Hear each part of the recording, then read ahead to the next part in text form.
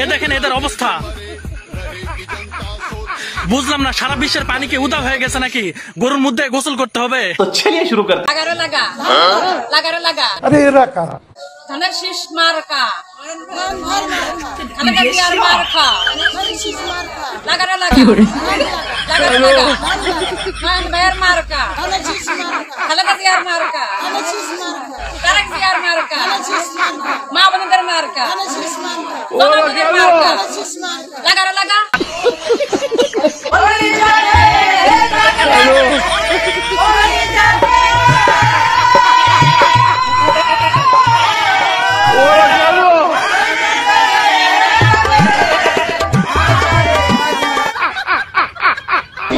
রাজনীতি করা হাদিসে নাই, হাদিসে আছে যারা রাজনীতি করে গেছে তার আছে শহীদ জিয়াউর রহমানের আছে, হাদিসে আছে যারা রাজনীতি করে গেছে তার আছে শহীদ জিয়াউর রহমানের আছে।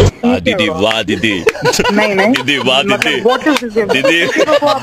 গত 17 বছর ধরে বাংলাদেশে শুধু ঢাকা বিশ্ববিদ্যালয় কোন ক্যাম্পাসগুলোতে বাংলাদেশ জাতীয়তাবাদী ছাত্র দলের কোন নেতাকর্মী প্রকাশ্যে অবস্থান করতে পারেনি। আমি বিএনপি একজন কেন্দ্রীয় লোক, আমি এমপি নির্বাচন করতেছি। আমার আপন বোনকে জামাত যে পটাই ফেলাইছে, আপনাকে গদি থেকে নামাবো আমি টাঙ্গাইল সাহেবের যদি। আমার প্রশ্ন হচ্ছে আপনি বিএনপি কিন্তু আমি কেমনে বুঝবো? 2 দিন পরে ফজলুর রহমান সাহেবের কি বিএনপি ছিল? 2 দিন আগে পরে তো দেখবো যে ওরে বাদ দিয়ে দিছে। আপনি বাদ দিয়ে দিলেই তো আপনি বিএনপি না। গজব বেইজ্জতি है। আমি তো তারেক রহমান সাহেব আর খালেদা জিয়া ছাড়া কাউরি বিএনপি মনে করি না। বিএনপির কিছু উচ্চ পর্যায়ের কিছু লিডার যাদেরকে আমরা এখন দেখি, তারা কিন্তু রেগুলার যাতায়াত করতেন। হাসিনার সাথে তাদের ভালোই সখ্যতা ছিল এবং তিনি এমনটাও শুনেছেন যে মানে ওই লিডারের নাম করে বলছেন যে ওকে বলো, ওকে সামাল দিতে বলো, ও কেন করছে না।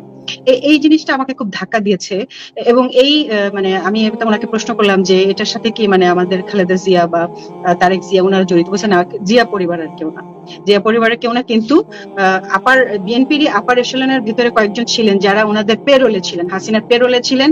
বিভিন্ন সময় হাসিনা তাদেরকে বিশ্বের কাছে তো দেখাতে হবে যে উনি একটা গণতান্ত্রিক দল, ওনার অপোজিশন একটা দল আছে। আপনি দেখেন কেউ গুম হয়েছে, আবার কেউ কিন্তু গত 15 বছর তাদের কোনো সমস্যাই হয় নাই। তারা খুব আরাম করে সব জায়গায় মিটিং করেছেন, মিছিল করেছেন এবং এখন ঠিক এই লোকগুলাই মানে বিএনপির ভিতরে অনেক রকম মানে ঘোলাটে পরিস্থিতি তৈরি করছেন।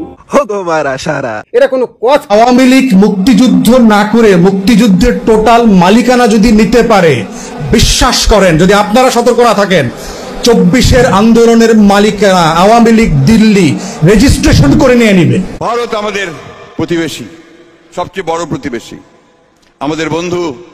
আচ্ছা।